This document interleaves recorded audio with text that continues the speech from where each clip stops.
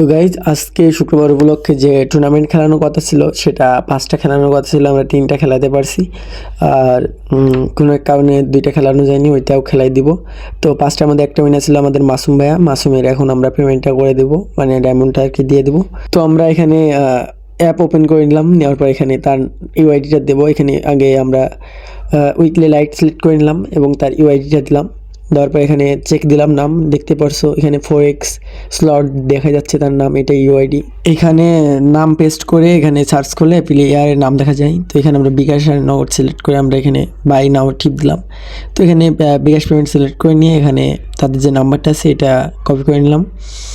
আর এটা নেওয়ার পরে একটু কেটে দিয়েছি, এখানে আমরা পেমেন্ট করে দিয়েছি এবং ট্রানজ্যাকশন আইডিটা নিয়ে কপি করে সেখানে বসাই দিয়েছি। এখন আমরা এখানে ভেরিফাই করে দেবো। এখানে দেখতে পারছো আমাদের পেমেন্ট সাকসেসফুল আসছে।